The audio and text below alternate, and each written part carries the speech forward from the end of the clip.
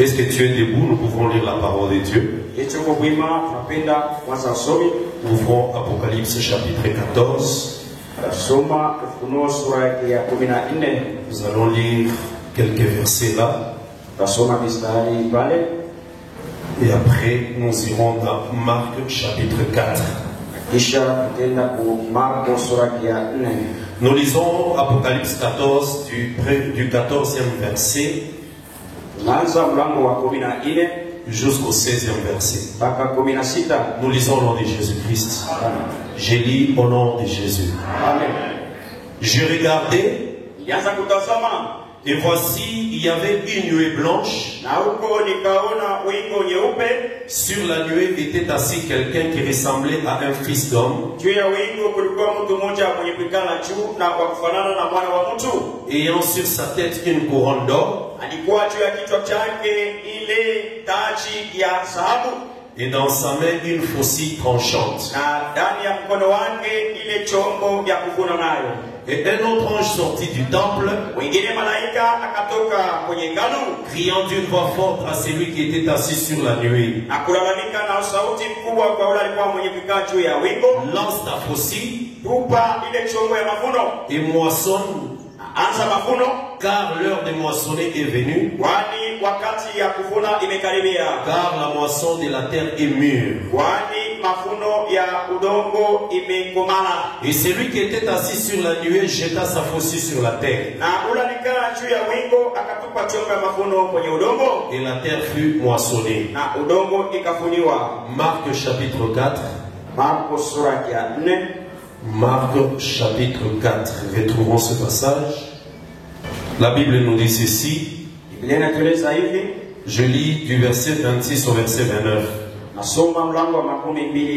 Il dit encore: il en est du royaume de Dieu comme quand un homme jette la semence en terre.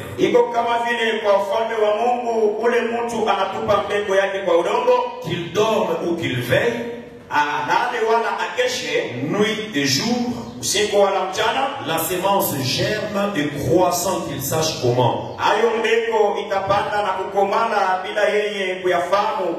Alors la terre produit d'elle-même d'abord l'herbe, puis l'épi, puis le grain, un grain tout formé dans l'épi. Et dès que le fruit est mûr, on y met la faucille, car la moisson est là. Que le Seigneur vous bénisse. Nous pouvons nous asseoir. Que le Seigneur te bénisse encore. Que le Seigneur te fasse du bien. Que le Seigneur te console. Que le Seigneur te protège. Si tu es malade, qu'il te guérisse. Même si tu as pleuré hier, que le Seigneur te console. Si tu n'as pas mangé hier, moi je te rassure que le Seigneur nourrit même les oiseaux du ciel. Et toi aussi tu es un oiseau du ciel, le Seigneur te nourrira. Est-ce que tu crois cela? Avec un peu fort pour le Seigneur. Que le Seigneur te bénisse.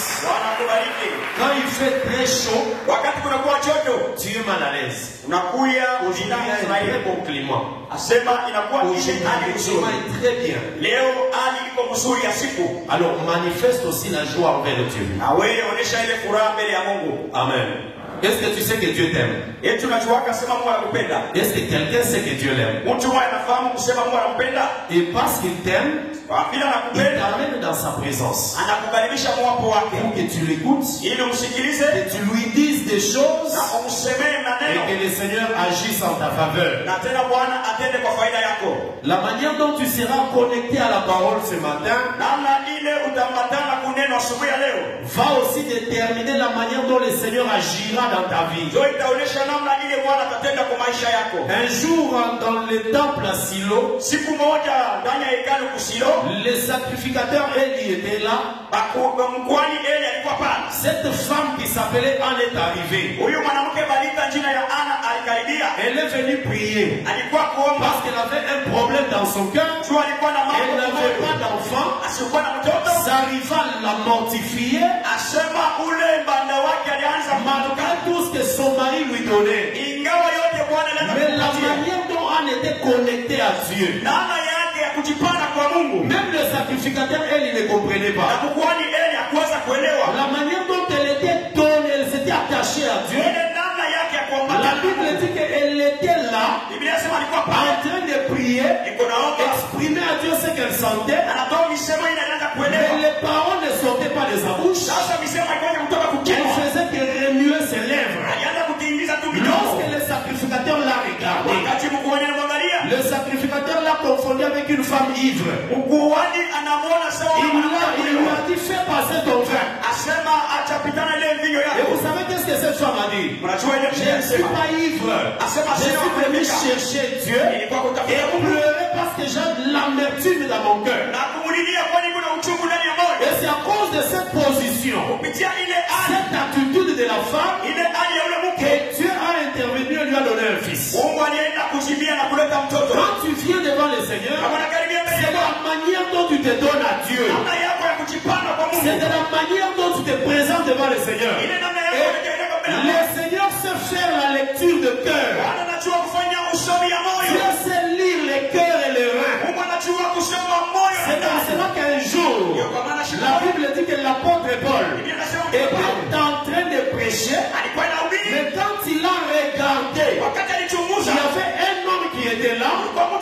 La Bible dit que déjà dans ses yeux, l'apôtre Paul a compris que cet homme a besoin de la guérison. Tu vas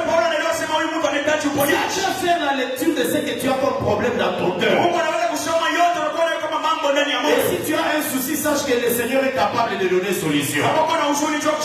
Si tu as des choses qui ne marchent pas, il est le seul qui peut changer. Et moi je crois que le Seigneur est au milieu de nous, prêt à faire de grandes choses dans la vie de chacun de nous. Si tu crois cela, acclame très fort pour le Seigneur. Que Dieu te bénisse. Amen. Que Dieu te bénisse. Nous allons aller un peu rapidement pour respecter le temps. Cet après-midi, la jeunesse a une conférence. On doit terminer à temps pour libérer les jeunes. C'est une deuxième édition, si on peut dire, de la conférence que nous avions eue le mois passé. Où nous parlons, nous n'enseignons pas seulement, nous partageons avec les jeunes. Leur donnons des ouvertures afin qu'ils comprennent comment ils peuvent s'en sortir dans certaines choses. Alors papa, maman, ne laisse pas les jeunes à la maison. Quand les jeunes sont bien enseignés, tu auras moins de problèmes dans la maison.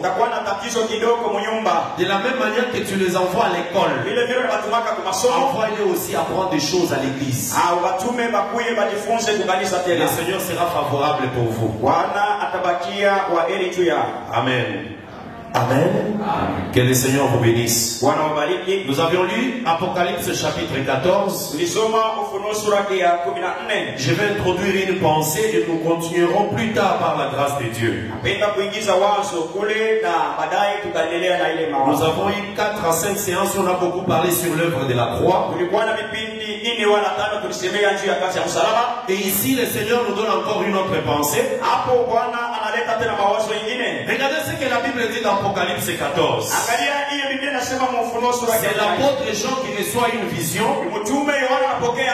Il dit ceci: je regardais et voici il y avait une nuée blanche.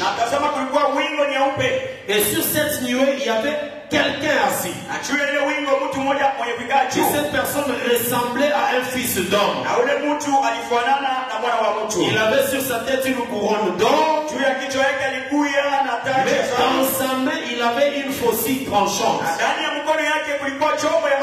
Quand on parle de la faucille, c'est cet instrument qui permet de couper l'herbe, de moissonner, de cueillir des choses. Les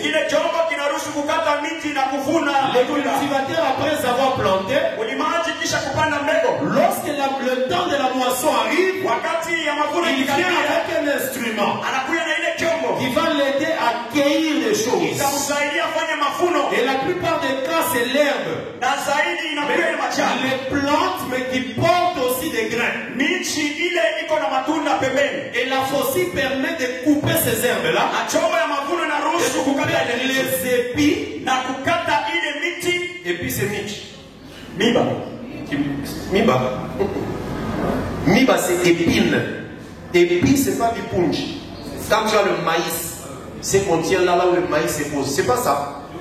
Ah, si je deviens plus fort que les interprètes, c'est compliqué.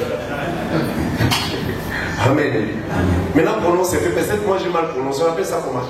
Kimpunji. Kipunji, c'est ça. Voilà, ok. Amen. Frère John aussi dit là, mais tu vas soyez bien. Amen. Comment ça, on soyez l'image la polézée à Ostéchi. Quand on a souvent soyez là, Tina Mangaribi. On va s'y faire. Amen. Alors, quand on veut cueillir les épis, on utilise cet instrument qu'on appelle faucille. Mais cet homme était sur la nuée. Faisons attention parce que ici c'est une vision. L'apôtre Jean voit une vision. Il voit quelqu'un assis sur une nuée. La nuée, c'est ce que nous voyons dans le ciel. Pas seulement le ciel, mais comme des nuages. Les nuages, c'est le rassemblement d'eau. Quand ça se contient à un endroit, ça devient une nuée. Alors il y a des nuées qui peuvent être détachées dans le ciel. Quand le Seigneur te fait grâce, pendant des voyages dans un avion, tu peux voir des nuées qui deviennent comme des montagnes. Tu peux voir des nuées qui déforment la forme d'un homme. Alors cet homme était sur une nuée blanche. Et la Bible dit il ressemblait à un fils d'homme. Mais qu'est-ce qu'il avait? Sur sa tête une couronne.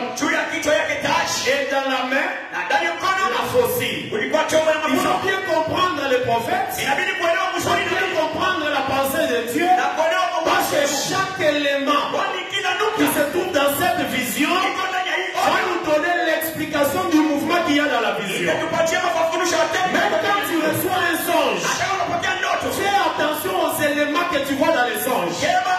Ne néglige pas un arbre que tu vois dans le songe. Ne néglige jamais un animal. Ne néglige jamais le climat que tu vois dans le songe. Lorsque tu as rêvé, pourquoi tu as rêvé? C'était la nuit.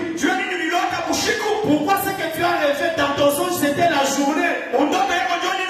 Il y a un message que le Seigneur donne. Dans chaque élément d'un songe, c'est là qu'il y a la clé du message.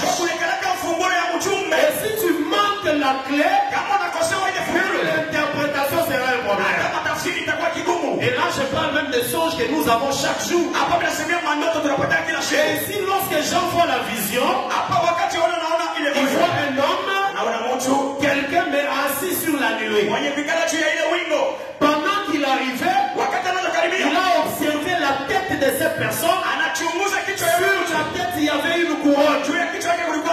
Il regarde dans la main, il voit une faucille. Un instrument pour moissonner, pour cueillir. Et je vais te dire, bien aimé, que cet homme ici, c'est le Seigneur Jésus, mais qui est sur la nuée. Et lorsque l'apôtre voit cela, et qu'il écrit, il y a un message qu'il communique à l'église. Et le salut se trouve dans ce message-là. Que le Seigneur te bénisse parce que toi tu es une femme heureuse. Parce que tu es un homme heureux pour comprendre ces choses. C'est dans ces choses que Dieu a placé la vie éternelle. La Bible dit la vie éternelle, c'est qu'ils te connaissent. Toi le seul Dieu, et c'est lui que tu as envoyé. Parce que Dieu est venu, mais il a aussi envoyé. Oh Dieu, c'est les Écritures. C'est lui qui l'a envoyé.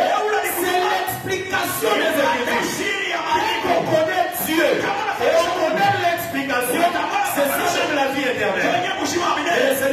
bénisse. wanakubariki. Cet homme qui vient sur la nuée, Ule mtu anakaribia juu ya wingu. c'est Jésus-Christ. Yesu Kristo. Parce que les prophètes nous révèlent quelque chose. Nabii anatufunulia kitu moja. Les prophètes, dans l'ensemble. Manabii wanatufunulia kitu Il moja. nous faut comprendre que lorsque le Seigneur veut se déplacer, Wakati Bwana anapenda lorsque Dieu part quelque part, wakati Mungu anapenda kwenda il a kazi. l'habitude d'utiliser un engin. Eko na anaweza kutumikisha gari. Il a un véhicule, Eko na gari un yake. moyen de transport. Namna yake ya Et le kutembea. moyen de transport de Dieu, Namna ya kutembea yake ya ce Mungu. sont les nuées. Inakuja ni Regardez ce que la Bible nous dit dans Psaume. Angalia kile Biblia inatuambia Zaburi. Lisons rapidement Psaume. Kwa haraka tusome Zaburi. Je vais lire Psaume d'abord 18. Nasoma Zaburi 18. La Bible nous dit ceci. Biblia inatueleza Psaume hivi. chapitre 18. Zaburi Que 18. le Seigneur te bénisse. Bwana kubariki. Je répète que le Seigneur te bénisse. Narudia tena Bwana Psaume kubariki. chapitre 18. Zaburi 18. Regardez ce que David dit. Angalia hicho. Mais un grand mystère. Asema siri Au mkubwa. verset premier, il dit, Mlango wa kwanza anasema, ça c'est le psaume au chantre, hii ni Zaburi kwa waimbaji. le psaume du serviteur de l'Éternel David qui adressa à l'Éternel ses paroles, Zaburi ya mtumishi Daudi les anaelezea paroles de ce cantique, misemo ya wimbo wake lorsque l'Éternel lui délivrait de la main de tous ses ennemis wakati wa milele alienda kumkombola tokea mikono ya wadui wake et de la main de Saoul. na mkono ya Saulo. Regardez d'abord, Angalia mbele. ce cantique de psaume, Hiyo wimbo ya Zaburi David l'a chanté Daudi aliimba lorsque Dieu l'a délivré de tous ses ennemis wakati Mungu alienda kumwokoa kwa adui et wake. lorsque Dieu l'a délivré de la main de Saoul. Na kule Mungu alimtosha mikono ya Nous Saulo. tous nous savons que Saoul cherchait à tuer David. Unajua kusema Saulo anataka kutafuta kuua Et Daudi. David avait beaucoup d'ennemis. Na Daudi alikuwa na maadui Son mingi. fils Absalom était devenu ennemi. Wana wake Absalomu alikuwa Même adui wake. certains de ses serviteurs. Hata watumishi wake Il y a eu wengine. des gens que David a aidés Kulikuwa wale watu qui Daudi sont devenus alisaidia. ses ennemis. Walimgeukia kwa Alors adui. lorsque Dieu l'a délivré de tous les ennemis, Na kisha Mungu kumwokoa maadui wake et on wote. ajoute de la main de Saoul, Kisha wanaongeza kumwokoa Saulo. David a chanté ce cantique. Sasa ndio Daudi akaimba hiyo C'est un wimbo. cantique bien précis Ni wimbo ya uhakikisho. qui est chanté à un moment. Inaimbiwa wakati fulani. Or, le véritable David, Eti Daudi wa nous kweli. savons que c'est Jésus-Christ. Jua ni Yesu Kristo. Lorsque Dieu l'a délivré Wakati Yesu de alimkomboa tous ses ennemis maadui wake et wote. de la mort, Na kwa ile que kifo. c'est le dernier ennemi Kwani que adui wa Jésus a vaincu. ule Yesu C'est la alishinda. mort. Ni kifo. Il a vaincu tout le monde Alishinda watu pendant wote. qu'il était sur la terre. Pale alikuwa kwa dunia. La mort l'a pris. Kifo inamshika. Il est entré dans le séjour de mort Anaingia pendant 3 jours. Kadiri siku Et tatu. le 3e jour, Siku ya tatu. quand il a vaincu la mort, Alishinda il mauti. est sorti. Alitoka. C'est ce cantique ici qui lui concerne. Joy wimbo inamwangalia Est-ce Yesu. que quelqu'un comprend? Eti mtu Est-ce anaelewa. que quelqu'un comprend ces choses? Mtu anaelewa Voilà maneno. pourquoi toi aussi, Ndio kwa maana na tu wewe as déjà vaincu la mort. ushashinda kifo. Comme Jésus a vaincu la mort. Vile Yesu alishinda Toi kifo. aussi, tu as déjà vaincu la mort. La Ushakukishinda. mort ne peut plus faire quelque chose sur ta vie. Kifo kitafanya kitu kwa maisha yako. Alors écoutez les cantiques. Angalia hiyo wimbo. Je prends une portion de ces cantiques. Nachukua tu sehemu ya hiyo wimbo. La Bible dit ceci. Biblia yako inasema hivi. Verset 7. Mlango wa 7. Dans ma détresse, Ndani ya ole j'ai yangu invoqué l'Éternel. nilitaji wa milele. J'ai crié à mon Dieu. Nilalamikia Mungu wangu. De son palais, Uile nyumba il a yake. entendu ma voix Akasikiliza sauti et yangu. mon cri est parvenu devant lui à ses oreilles. Na lalamiko yangu karibia mbele yake kwa sikio lake. Quelle est la détresse dans laquelle David s'est retrouvé Ni ole gani ile Daudi alijikuta et hapo. où il avait crié à l'Éternel? Na ile alienda kumlalamikia wa milele. Quand je parle de Jésus, Kama vile taya Yesu. la détresse de Jésus, Ole ya Yesu c'était la mort. ilikuwa kifo. Quand il a été enterré, Wakati alizikiwa c'était une détresse. ilikuwa ni ole. La même chose aussi, Vile vile Jonas, lorsqu'il est entré dans la détresse, wakati aliingia muole dans le poisson, ndani ya au samaki. fond de la mer, Ule mkeka la Bible nous dit dans Jonas, et Jonas a fait une prière à Dieu, Jonas akafanya et ombi kwa le Mungu. poisson a vomi Na Jonas. samaki akatapika Jonas. C'était l'ombre. Ilikuwa kiuni. Jésus aussi, Yesu naye. quand il a fait 3 jours dans le ventre de la terre, Alifanya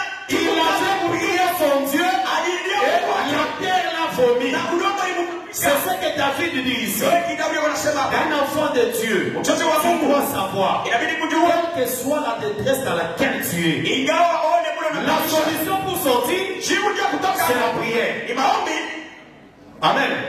Pour sortir dans une détresse, Sio kutoka c'est la muombi. prière. Naomba Ce maombi. n'est pas les coopérations. Haina mambo chercher les hommes. Haina kutafuta watu. Il faut prier. Inabidi Le kuomba. Seigneur te sortira de la détresse. Bwana atakutosha mwile Jonas moyo. a fait cela. Jonas alifanya ile. Les poissons l'ont vomi. Samaki anamtapika. David a fait cela. Daudi naye alifanya Il ile. a échappé à la main de Saoul. Alipukana mkono wa Sauli. Jésus-Christ a fait la même chose. Yesu pia anafanya vile Et vile. Jésus est sorti du séjour des morts. Yesu akatoka kwenye Et mshimuni. le Seigneur te fasse sortir aussi de la crise dans laquelle tu traverses. Bwana kutoshe mwile ukosefu. Et le Seigneur te fasse sortir de la situation difficile que tu vis. Akutoshe maneno ya kigumu natamka. Mais tu vas y arriver par la prière. Utaifikia lakini kupitia maombi. Le verset 8 dit Mlango 8 que nasema lorsqu'il a prié, wakati aliomba la terre fut ébranlée udongo ikatingizika et trembla. na kutetemeka. Le fondement des montagnes frémit. Misingi ya milima ikatetemeka. Il fut ébranlé parce que l'Éternel était irrité. Ikazambazwa kwani wa milele alisirika. Donc quand Jésus a prié, Wakati Yesu il anaomba a invoqué le Seigneur anahitaji Bwana là où il était enterré. mahali La alisikiwa. Bible dit que la terre trembla. Kula likuu ya udongo C'est katika le tremblement de terre là ile qui a matetemeko fait rouler la pierre. ile litoshaka na Parce que chiwe. Jésus avait crié. Kwani Yesu aliomba Et en ce moment-là, na ile wakati la terre s'est ouverte. udongo ikafunuliwa. Le Seigneur Jésus devait sortir. Bwana Yesu ilibidi atoke. Pendant ce moment, Kwa ile wakati les femmes cherchaient qui pouvait venir rouler la pierre. mwanamke anaweza kutafuta nani wa kuondoshea ile jiwe. Mais il y a eu la puissance de Dieu qui Sasa kulikuwa uwezo a wa Mungu. fait trembler la terre Ilitetemeza ile et udongo la pierre a été na roulée. jiwe ikatoka. Le verset 10 nous dit ceci. 10 inasema hivi. C'est David qui parle toujours de l'Éternel. Huyu ni Daudi anasemea tu juu ya milele.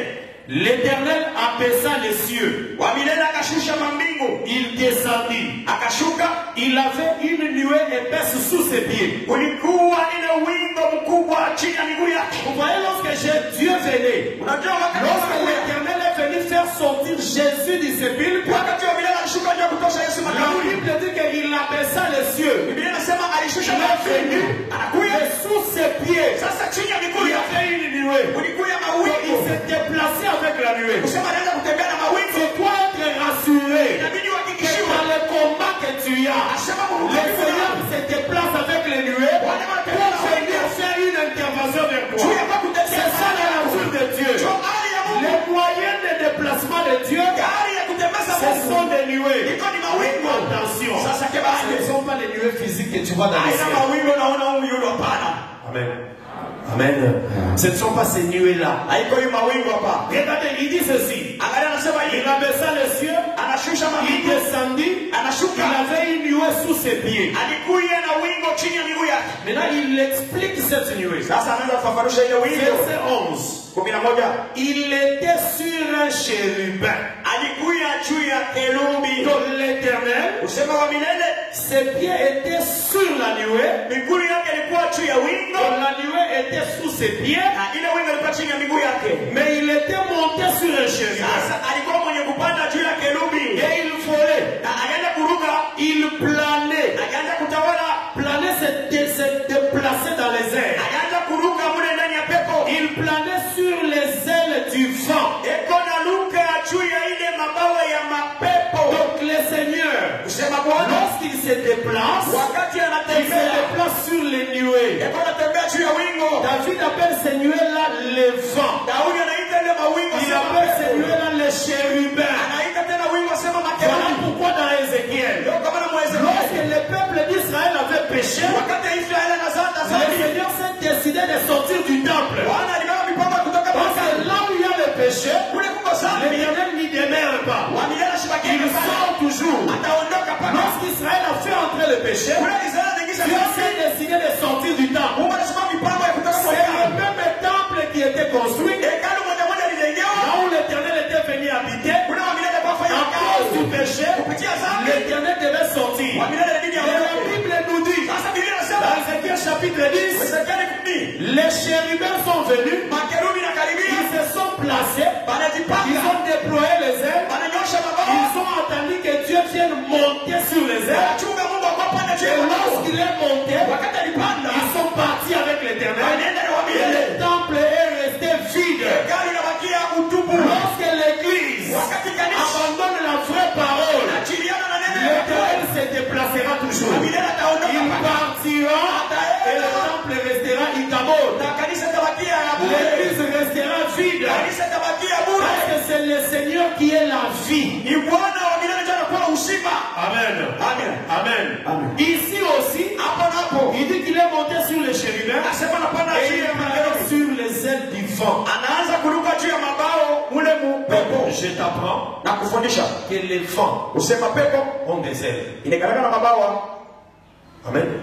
Les vents Mapepo ont des ailes. inakaraka na mabawa yake. Voilà pourquoi, Ndio kwa maana dans Hébreux chapitre 1er, Waebrania sura ya au kwanza verset 7, mlango wa 7 l'apôtre Paul dit ceci. mtume Paulo anasema Et de même, asema vile vile l'Éternel wa milele fait de ses serviteurs anafanya watumishi des wake flammes de feu, asema et yeye il ni Mungu fait de ses na anges kisha anafanya malaika wake des vents. mapepo. Voilà pourquoi les anges ont les ailes, Kwa maana malaika parce qu'ils sont des vents, les vents aussi a des ailes. kusema pepo naenda kwa Dieu se déplace par les anges. Mungu anatembea kupitia malaika. Lorsqu'il se déplace, Kama anatembea la Bible dit, Biblia inasema le jour que le Seigneur viendra dans sa gloire, siku wa milele atarudia mtu il wake viendra sur les nuées. atakuya juu ya wingo. Lisons ça un peu, c'est très Usome important. vile ni ya muhimu. Je sais que je suis en train de t'expliquer quelque chose. Najua niko nakufafanushia kitu moja. La Bible nous dit ceci. Biblia inatuambia hivi. Je lis Matthieu, Nabeba Mathayo Matthieu 24. 24. Lis avec moi Matthieu 24. Soma pamoja nami Mathayo 24. Je vais prendre juste la portion qui est importante ici. Napenda kubeba kistari ya muhimu hapo. Versets 29 et 30. Mlango wa 29 Je lis au nom de Jésus. La Bible dit ceci. Biblia inasema hivi. Alors les signes du Fils de l'homme paraîtra dans le ciel. Na huko alama ya mwana wa Non, mtu commençons verset 29. Aussitôt après ces jours de détresse, kama vile ayo mashiku ya ole, le soleil s'obscurcira, jua ikenda kupotea, la lune ne donnera plus sa lumière, mwezi haitatoa tena nuru yake, les étoiles tomberont du ciel, manyota itaanguka tokea mbingu, et les puissances des cieux seront ébranlées. na mauwezo ya mambingu itazambazwa. Alors, Nako le signe du Fils de l'homme paraîtra dans les cieux. alama ya mwana wa mtu itaonekana kumbingu. Toutes les tribus de la terre se lamenteront. Makabila yote ya ulimwengu itatombolea. Les tribus qui verraient, toutes les tribus verront le Fils de l'homme Makabila yote itamtazama mwana wa mtu venant sur les nuées tokea kwenye mawingu du ciel ya mbingu avec puissance et une grande gloire. pamoja na uwezo na tena utukufu mkubwa. Les tribus de la terre Makabila ya kudunia verront le Fils de Dieu, itaona mwana wa mtu, le Fils de l'homme, mwana wa Mungu en train de venir kukukaribia sur les nuées. juu ya mawingu. C'est ça aussi. Ndiyo nayo Ici d'abord, hapa mbele il faut savoir que c'est la venue du Seigneur quand il vient pour combattre. inabidi kujua ni kukaribia kwa Yesu pale atakuwa Mais mmepewa lorsque vita. le Seigneur vient, il se déplace. Sasa wakati Bwana anakuja anatembea, Il se déplace toujours sur les nuées. eko anatembea mpaka juu ya mawingu, Et la Bible confirme na Biblia inahakikisha que de la même manière kusema vile que vile nous avons des véhicules, sisi tunakuwa na magari, nous avons des motos, tunakuya na mamoto, nous avons des avions. tuko na mapepo. Le Seigneur Bwana a aussi des nuées comme des chars. eko tena na ile mawingu kama magari. Psaume chapitre 104. Zaburi Je pense c'est 104 ou 103. Regardons ce passage. 104. La Bible dit ceci. Biblia inasema hivi. Psaume 104. Psaume 104. Zaburi 104. Je traîne ici juste pour te faire comprendre que celui que Jean a vu, Minakawia pajua kukuelewesha kusema ule mtu Yohana aliona c'est Jésus-Christ. Yesu Kristo C'est l'Éternel lui-même. njoo kwa milele peke yake. Psaume 104. Zaburi 104. Il forme avec les eaux le fait de sa demeure. Anatunga pamoja na maji ile fasi ya makao yake. Le fait, ça veut dire comme la couverture, la toiture qui forme sa demeure. Inakuwa kama ile kifiniko ya juu inatunga makao yake. Alors la demeure de Dieu, Na makao ya Mungu le fait pour la couverture de sa demeure, ce sont des eaux. inafanya makao na kifiniko yake inakuwa ni maji. Regarde, Angalia. quand Dieu est dans sa demeure, Wakati Mungu ako ndani ya makao yake, la couverture de sa demeure, kifiniko ya makao yake, la toiture de sa demeure, malata ya ce sont les eaux. njoo maji. Voilà pourquoi il est difficile de le voir. Njoo kama nako vigumu kumuona. Il est tellement dans les profondeurs des eaux. Iko ndani ya mauketo ya maji. Pour le voir, il faut nager. Juu ya kumuona inabidi kujua Il faut y entrer. inabidi Tous ceux qui n'ont pas bien compris les choses de Dieu, ils ont fait naufrage. Quand on parle de naufrage, ça veut dire il est entré dans l'eau et il n'a pas pu y sortir. Parce que les Écritures, ce sont les eaux. Ça forme la fête de la demeure de Dieu. Si tu y entres, il faut que Dieu fasse grâce pour que tu y sors. Si tu ne sors pas, Paul appelle ça faire naufrage. Par rapport à la foi. Or, la foi, c'est l'enseignement. Amen. Amen. Nous devons beaucoup prier, bien-aimés. Beaucoup chercher Dieu. Pour que la parole de Dieu, que ça soit véritablement la chose qui doit nous sauver au lieu que ça nous perde. Parce que ces paroles ici, ce sont des eaux profondes. Il faut que Dieu nous fasse grâce pour que ça nous sauve au lieu que ça nous fasse enfoncer. Et la Bible dit que l'Éternel, il prend les eaux, il en fait le fait de sa demeure, la couverture de sa demeure. Il prend les nuées pour son char. Donc les nuées sont les chars de Dieu. Quand Dieu se déplace, il se déplace sur les nuées. Quand il va au combat, ces chars de combat, ce sont des nuées. Or les nuées c'est les vents. Les vents sont les anges. Voilà pourquoi quand Dieu combat, il est avec les anges. Parce que les anges sont des chars dans le combat de Dieu. Et lorsque toi tu entres dans le combat de Dieu, sache qu'il y a des chars qui sont là, qui te permettront toujours d'avoir la victoire. Les chars des hommes échouent. Les chars des armées échouent. Et les chars de Jésus n'échouent jamais. Les chars de l'Éternel donnent toujours la victoire. Voilà pourquoi même la force de Dieu. J'ai partagé hier avec quelqu'un. Pendant qu'on parlait sur les informations de ce qui se passe dans la guerre en Israël, on causait avec mon épouse. Il a posé la question, mais Israël est en train de tuer des gens vraiment. Mais nous avons l'habitude de dire les dieux d'Israël. Oui, c'est comme ça avec Israël. Pour l'église, notre combat est spirituel. Ne nous battons jamais charnellement. Mais Israël, lui, c'est pas physiquement. Voilà pourquoi on ne peut pas faire tomber Israël. Les petits terroristes de la Palestine là, ils sont entrés, ils venaient de la bande de Gaza, sont entrés pour toucher un peu Israël. Et lorsque Israël a commencé à réagir, regardez comment le monde est en train de parler. Ce sont des milliers de morts. Si nous venons dans le sens spirituel, notre Dieu aussi, il suffit qu'on te touche, il suffit qu'on te provoque, il suffit qu'on te taquine pour gérer les chars de Dieu. Comment ça va te défendre, bien-aimé? Les petits sorciers, les petits envoûtés, il faut commencer à supplier. C'est pour ça qu'il faut s'attacher à ces dieux-là. Amen. Il faut s'attacher à ces dieux. Dieu nous donne toujours la victoire. Il n'a jamais échoué. Voilà pourquoi la Bible dit David n'avait jamais perdu même un seul combat. Même pas un seul. Notre Dieu aussi, tu ne perds jamais les combats. Amen. Amen. Et quand il se déplace, regardez, je termine un peu ici. 104 verset 3. Ces choses me donnent l'assurance, je veux que ça te donne aussi l'assurance. N'aie pas peur là où tu es, au travail, à l'école, ou je ne sais où. Tu as un Dieu terrible. La Bible dit ceci, verset 3 de Psaume 104. Il forme avec les eaux les fêtes de sa demeure.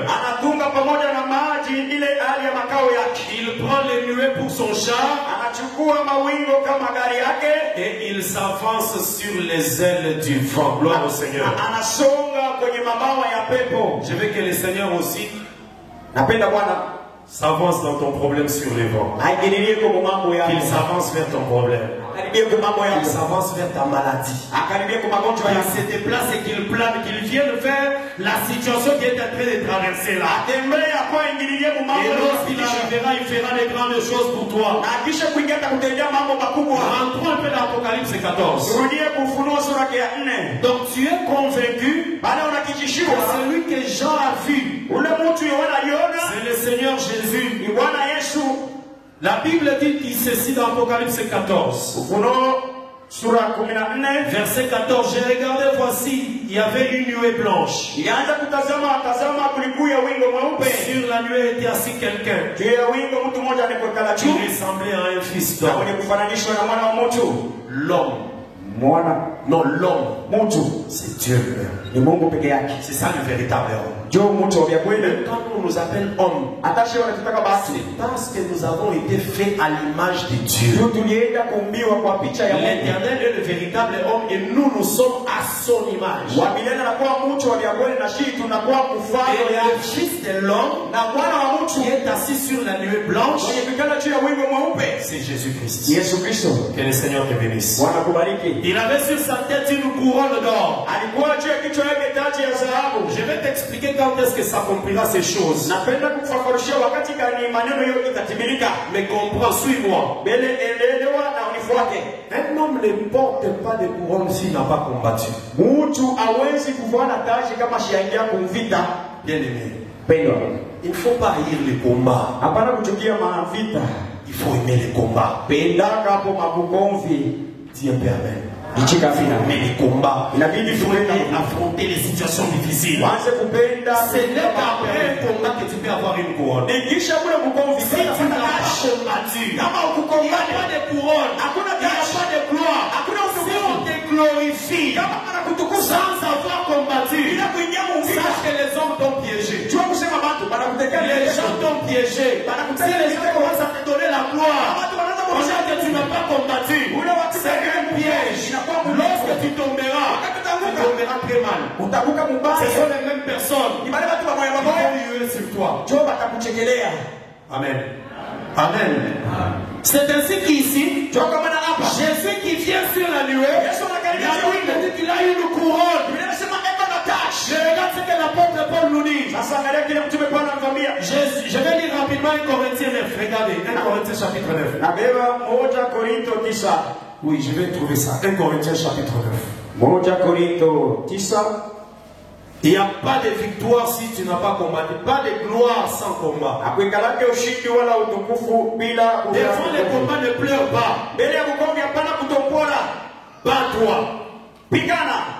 Que ce soit des combats spirituels ou physiques. Même la vie elle-même c'est un combat. Affronte la vie. Lorsque tu seras vainqueur, tu viendras avec une couronne. 1 Corinthiens chapitre 9. La Bible dit ceci. Verset 24. Ne savez-vous pas que ceux qui courent dans le stade courent tous, mais qu'un seul remporte le prix. Courez de manière à le remporter.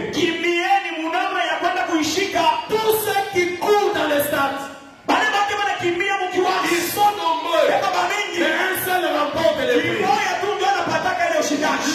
Que ce soit les stades, les stades ici, c'est le stade de l'œuvre de la rédemption. Dans ce stade-là, nombreux coureux. Adam est entré, il a couru. Moïse est entré, il a couru. Abraham a couru. Jésus a couru. Ils ont couru nombreux. Mais un seul a remporté la victoire. C'est le Seigneur Jésus-Christ. Voilà pourquoi il est le seul sur la nuée. Et avec la couronne, les prophètes qui ont couru pour venir donner le salut, ils ne vont pas remporter la victoire. Mais le seul qui a remporté, c'est le Seigneur Jésus-Christ. Voilà pourquoi il vient sur la nuée avec la couronne. Et tous les prophètes sont entrés dans la victoire de Jésus.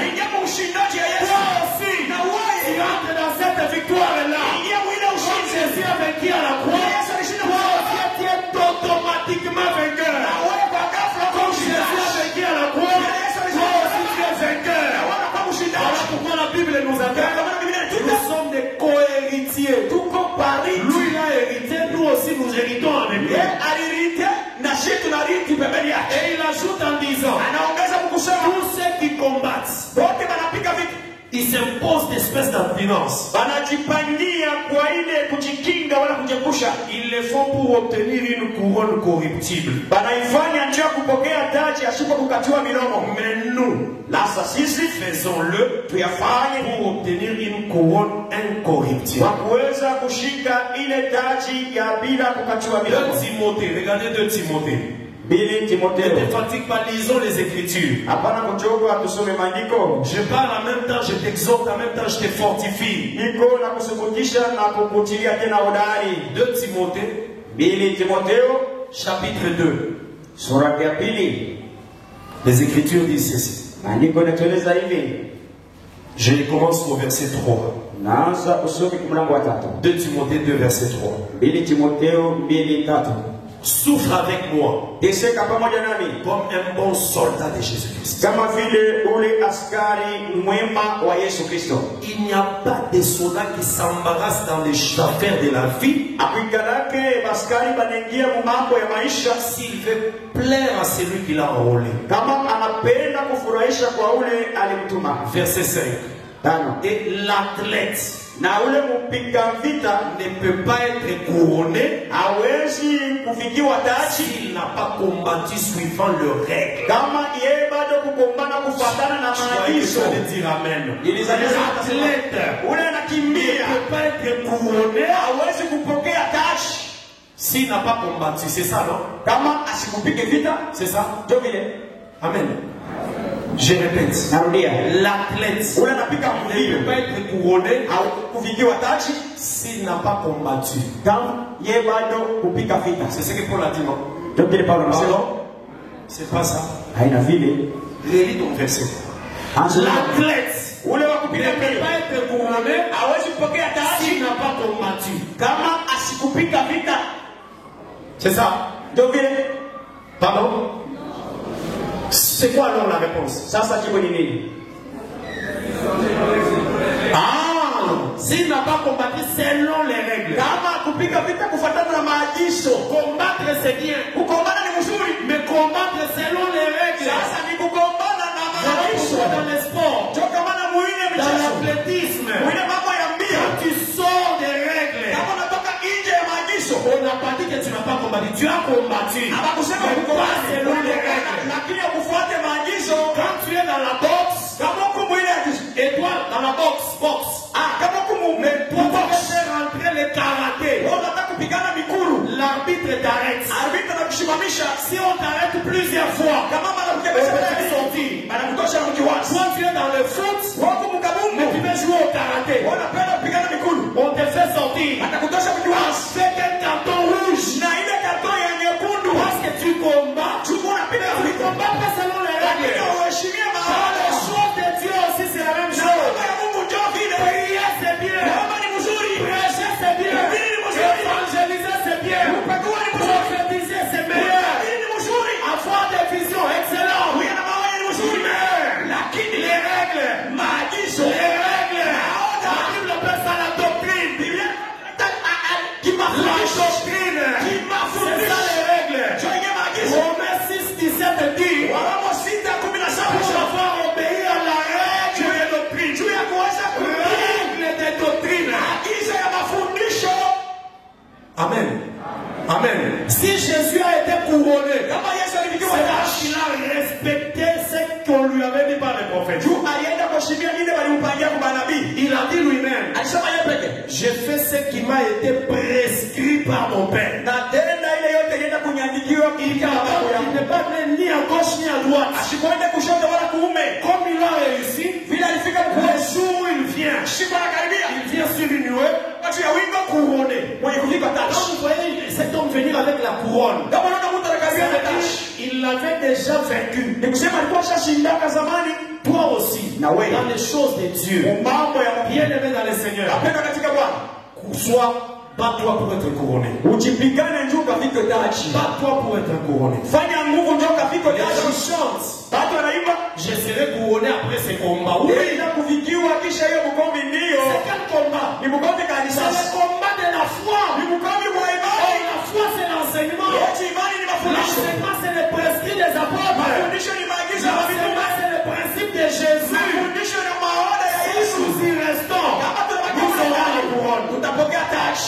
L'apôtre Paul dit ceci. Mtume Paulo anasema, Je vais tourner juste une page. tapinduza tu vazi moja, Chapitre 4.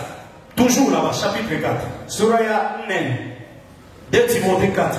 2 Timotheo 4. La Bible dit ceci. Biblia yako nasema hivi, Verset 6. mlango wa 6. J'aime beaucoup ces passages. Napenda kamili. J'avais beaucoup exploité lorsqu'on parlait sur la libation. Ilikisemezeaka wakati tunaanza kusemea juu ya mambo ya kumwanga, Le moment du départ. wakati ya kuondoka. Verset 6 nous dit 2 Corinthiens 4, 6. 2 Timotheo, Car pour moi, kwani juu yangu je sers déjà de libation. inafika mwisho ya kumwanga hapa, Et le moment de mon départ approche. na wakati ya safari yangu imekaribia. J'ai combattu le bon combat. Nilienda kupika ukomvi vema, J'ai achevé la course. nafika mwisho ya mbio, J'ai gardé, gloire au Seigneur, j'ai gardé la foi. lakini nilichunga imani. J'ai gardé. Quand Paul dit j'ai gardé la foi, ce n'est pas que j'ai gardé. Quand on m'avait dit tu auras les Thompson, j'ai dit amen. J'ai la foi d'avoir les Thompson. Ce n'est pas ça. Haina imani ya biavili, hapana. Tu vas te marier à 22 ans. Utaolewa. J'ai la foi. Ce n'est pas cette foi que Paul a gardée. Haina imani ile Paulo La alichunga. foi dont Paul est en train de parler ici, Imani c'est Paulo l'enseignement. ni mafundisho. J'ai gardé la foi. Ilichunga J'ai imani. combattu le bon combat. Kombana bukomvi mzuri. La foi d'avoir les Thompson, même les aventuriers en or. La foi d'avoir les mariages, même les voleurs en or. Imani ya kupata ndoa taba. La foi de voyager aller aux États-Unis. Imani ya Même les escrocs, ils en ont. Taba korofi bila Ils en ont et ils voyagent. Ce que Paul a gardé ici, c'est la foi de l'enseignement. imani Ce mafundisho. que Dieu lui a confié. Ile Mungu aliupasha. Ce que lui-même disait. Ile Mungu Je vous rappelle, frère, l'évangile que vous avez appris. Si vous le regardez tel que je vous l'ai donné. Et lui, quand le moment du départ est arrivé, on a pris cet enseignement. Je l'ai laissé, il est parti. C'est ce qu'il dit ici. Verset 7. J'ai combattu le bon combat. J'ai achevé la course. La course, c'est le ministère. Quand Dieu lui a donné le ministère, il est entré dans la course. Quand il arrive à la fin, il a achevé. Mais il achève en gardant la foi. Verset 8. Désormais, je veux que tu dises ça avec moi. Désormais, la couronne de justice m'est réservée. Que le Seigneur nous fasse grâce. Le Seigneur, le juste et juge, me donnera cette couronne. Il me la donnera dans ce jour-là. J'aime beaucoup la partie qui vient après. Non seulement à moi, mais encore à tous ceux qui auront aimé son avènement. Gloire au Seigneur Jésus. La couronne m'est réservée. Le Seigneur me la donnera. Pas seulement à moi, Paul, mais à tous ceux qui auront aimé son avènement. Quel avènement du Seigneur? C'est rester dans ce que Dieu a donné. Si tu aimes cela, tu auras aussi la couronne. Il y a des gens qui sont sortis de cet amour-là. Ils ont cru aux choses vraies. Mais après un moment, le modernisme a changé. L'âge a fait évoluer. L'apôtre Paul pleurait pour ça. Les gens qui vont aimer mon avènement, qui vont aimer son avènement, ils auront aussi cette couronne. Voilà pourquoi Jésus, il a eu la couronne pour montrer que nous aussi, nous aurons cette couronne. Que le Seigneur te bénisse. Que le Seigneur te bénisse. Que Dieu fasse grâce. Amen. Rentre avec moi dans Apocalypse 14. Apocalypse 14. Cet homme ressemblant à un fils d'homme. Sur sa tête une couronne. Dans sa main une faucille tranchante. Que le Seigneur nous fasse grâce. Nous disions, bien aimés dans le Seigneur, Tunasema hivi mapenda katika Bwana. que cet homme sur la nuée Huyu mtu yuko juu ya wingu. a fait une faucille. Alikuwa na chombo ya Ça veut mafuta. dire qu'il vient pour un travail. Kusema na kwa ajili ya kazi fulani. Il a déjà fait un travail. Ashafanya kazi. À cause de ce travail, Kupitia ile il kazi a eu la victoire. alipata Le ushindi. travail que le Seigneur a fait Ile kazi Bwana pour alifanya. avoir la victoire, c'était l'œuvre qu'il a faite à la croix. Ilikuwa kazi alifanya kwa À msalaba. la croix, il a gagné les âmes. À la Msalaba croix, il nous a sauvés. alituokoa. Nous qui étions sous la domination de la mort. Tulikuwa chini ya utawala ya Il kifo. nous a arrachés. Alitunyang'anya. Et à cause de ce travail-là, Kupitia ile kazi. le Seigneur l'a souverainement élevé. Bwana alienda kunyanyuliwa Et la tena. Bible dit, il lui a donné un nom qui est au-dessus de tous les noms. Alipewa jina ilikuwa juu ya majina yote. J'aimerais qu'on lise un peu cette pensée ici. Napenda tusome kwa hiyo mawazo. Regarde ce passage. Angalia kisa. Hébreux chapitre 2. Waebrania sura ya pili. Hébreux chapitre 2. Waebrania sura ya La pili. Bible dit ceci. Biblia inasema hivi. Hébreux 2.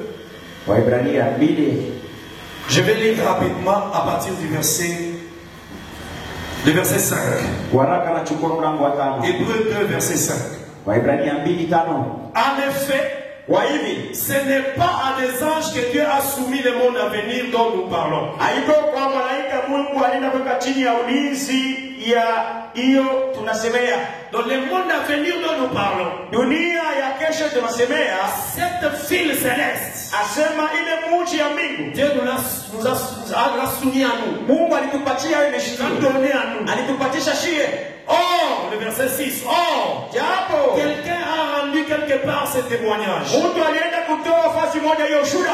Qu'est-ce qu'un homme pour que tu te souviennes de lui? Ni nani kusema yule mtu njua ya kukumkumbuka juu yake? Qu'est-ce que le fils de l'homme pour que tu prennes soin de lui? Ni nani yule mwana wa mtu njuu ukachukue ile usare juu yake? Tu l'as abaissé pour un peu de temps au-dessous des anges Ulienda kumshusha kwa wakati kidogo chini ya malaika. et tu l'as couronné de gloire et d'honneur. Na ulienda kumuvika taji ya utukufu na ya heshima. Ce fils de l'homme-là, Huyu mwana wa qui mtu est-il? ni nani? Cet homme-là, Ule mtu qui est-il? ni nani? Pour que tu te soucies de lui. Juu wake nia Mais kwa tu l'as abaissé sasa ulienda mbele pour kumshusha un peu de temps kwa wakati mdogo en dessous des anges chini ya malaika. et après tu l'as couronné de Na gloire. kisha ukamuvika taji ya Jésus, lorsqu'il est venu, wakati Yesu alikaribia. Dieu l'a abaissé pendant un temps. Mungu alimshusha wakati On fulani. l'a flagellé, Alimpiga, on l'a fait souffrir. alimutesa. Dieu l'a abaissé même en dessous des Mungu anges. alimshusha hata Lui chini ya qui malaika. était au-dessus des anges, Alikuwa juu ya malaika. à cause de la croix, Kupitia msalaba et anafariki. après cela, Sasa kisha Dieu ile l'a couronné. Mungu anamvika taji. Pour être couronné, Kuvikwa il taji. faut accepter à un certain moment être rabaissé. Inabidi kuitika kushushwa. C'est ce qui s'est fait avec le Seigneur. Kweli kashika na Bwana. Il a été abaissé à un moment, Alishushwa wakati et fulani. après on l'a couronné de gloire. Sasa kisha wanaenda kuvika na yeye. Verset 8 nous dit ceci. Nani anasema hivi? Tu as mis toutes ces choses sous ses pieds. Ulienda kuweka hayo maneno yote chini ya miguu yake. Donc on l'a fait abaisser Kusema walimshusha. en acceptant qu'il meure à la croix. Kuitikia kufariki kumsalaba. Il a souffert Aliteseka par des hommes que lui a créés. kupitia wale watu yeye aliumba. La même créature de Dieu. Viumbe vimoja vya On Mungu. frappait Jésus. Anamupiga Ils l'ont Yesu. crucifié. Anamtundika. Dieu l'a abaissé. Mungu Mais anamshusha. c'était pour un temps. Sasa ilikuwa ni wakati kidogo. Après cela, Kisha ile Dieu wakati l'a ressuscité. Mungu Et anamfufua. il l'a couronné. Anamuvika Voilà taji. pourquoi lorsque le Seigneur vient, Ndio kama wakati wana il vient wanakaribia. avec une couronne. Yeko nakuya na taji. Mais la Bible dit, Sasa Biblia tu inasema as mis toutes les choses sous ses pieds. ulienda kuweka maneno yote chini ya miguu yake. En effet, Kwa hivi en lui soumettant toutes les choses, kwa kumwekea chini maneno yote, Dieu n'a rien laissé qui lui fût soumis. Mungu asikuachilie kitu hata kimoja kiende kikamutii. Il n'y a rien qui ne soit pas sous Jésus. Hakuna hata kitu kimoja kimebakia chini ya Dieu Yesu. a tout mis sous ses pieds. Mungu alitayarisha yote chini ya miguu yake. Et la domination, Na utawala et les autorités, mamlaka et la mort, na ile et kifo la résurrection, et la maladie, tout va sous les pieds de Jésus. iko chini ya miguu Si yake. Jésus décide, Kama Yesu que par là tu n'auras un signe, anasema baba yako il y a un mauvais signe. anaikanyanga Si na Jésus décide, Yesu que anasema je vais la réussir, shikini Bwana il y a un mauvais signe. ukanyanga na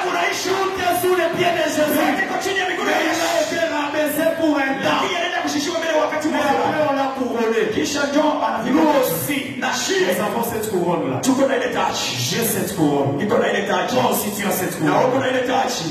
Que le Seigneur soit loué. Bwana pia usishi. J'aime ces choses. Napenda sana maneno haya. En effet, en lui soumettant toutes choses, Kwa hivi kwa Dieu kuweza n'a rien laissé. Mungu akuweza kuachilia kitu hata kimoja. Il n'a rien laissé. Et Akaweza mes ennemis, hata maadui, et les sorciers, hata malosi, et les occultistes, na wachawi, et les présidents de la République, na maongozaji et wa les nchi, gouverneurs, na tous magwao sont sous les pieds de wote Jésus. chini ya miguu ya Et Yesu. si quelqu'un vient te prendre au travail, Wote kipenda ça ne dépend pas de lui, ça dépend de Jésus. Il t'apporte au serveur, si Jésus te signe, Kama Yesu va t'appeler, tu auras le travail. atakuwepo utapata cash. C'est pour ça, ne pleure pas. Ndio kama napata kulia. Que le Seigneur soit loué. Bwana pia sifa. 1 Pierre chapitre 5. Moja Petro, Regardez ce que Pierre dit ici. angalia kile 1 Pierre chapitre 5.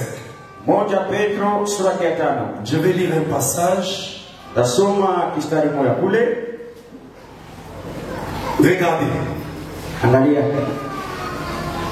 1 Pierre 5, Moja Petro 5 verset 4. mlango wa 4.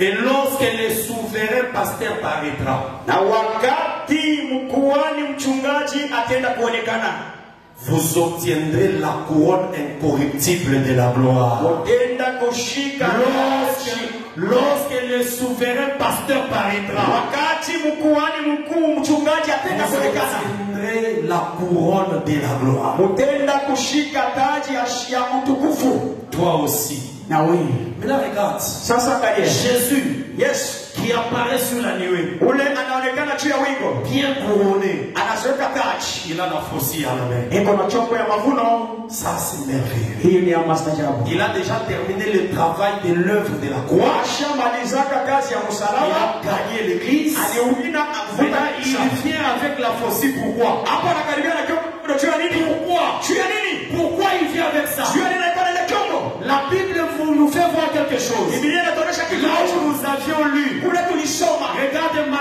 Marc chapitre 4. Angalia Marko sura ya 4. Marc 4. Marko 4. Nous allons nous arrêter après cette explication parce que nous allons continuer ces choses prochainement. Tutakomea kisha mafafanisho hiyo na kuendelea siku ijayo. Apocalypse 14, c'est un long enseignement. Ufunuo 14 ni fundisho mrefu Par kabisa. la grâce de Dieu, nous allons exploiter ça pendant beaucoup de jours. Kupitia neema ya Mungu tutasemea kanisa Marc chapitre 4. Marko 4. Écoutez le verset 26. Sikia mlango wa 26. Il dit encore, Akasema mara nyingine, il en est du royaume de Dieu iko kama vile ufalme wa Mungu, comme un homme qui jette la semence en terre. kama vile mtu anatupa mbegu kwenye udongo, Qu'il dorme ou qu'il veille, alale wala akeshe, nuit et jour, usiku wala mchana, la semence germe, mbegu itakomala paka, croît, itaendelea kukomala sans que cet homme ne sache comment. bila ule mtu kuchunguza inakomala namna gani. Verset 28. 28. Alors la terre produit d'elle-même. Nako udongo inatoa kupitia peke yake. D'abord, écoutez comment la terre produit. Angalia vile udongo inatoa. D'abord l'herbe, Mbele hiyo majani, puis l'épi, kisha hiyo kipundi, puis le grain, kisha hiyo mbegu, le grain tout formé dans l'épi. mbegu ya kutungwa kuile kipundi. Et dès que le fruit est mûr, Na kama vile tunda imekomala, on y met la faucille, bataweka chombo ya mavuno, car la moisson est là. kwani mavuno iko tayari. C'est ce que Jésus respecte. Sio hiki kitu Yesu ameshikilia. Christ est venu, il a fait l'œuvre de la croix. Alikuja anafanya kazi ya msalaba, Il a été rabaissé. alienda Il kushushiwa, a accepté la mort de la honte à la croix. anachika kifo ya aya kumsalaba, Et après, na kisha on l'a souverainement élevé. anamunyanyua C'est ce juu. que Philippiens dit. Toki wa Filipo Et anasema il s'était humilié. alienda Et kushushiwa, on l'a souverainement élevé. kisha alienda On lui a kunyanyua, donné un nom qui est au-dessus de tous les noms. kisha jina iko juu ya majina Afin yote, qu'au nom de Jésus, ili kupitia jina tous la les Yesu genoux fléchissent nchi yote iname dans le ciel, mbingu, sur la terre, chini ya dunia, sur la terre, même dans le ciel. Il y a des genoux. kukoma magoti, Au ciel là-bas, il y a des genoux. mbingu inaweka magoti, Sur la terre, il y a des genoux. chini ya budongo kuna magoti, Sur cette terre, hapa pa il y dunia a des genoux. hapa kuna Tous magoti, les genoux magoti yote fléchissent au nom de Jésus. inashuhudia mbele ya Il Yesu, était abaissé, kwani il alishushiwa, a élevé kisha maintenant. apandishiwa, Et quand il est parti dans la gloire, bila leta utukufu, il a eu la couronne. alipata taji,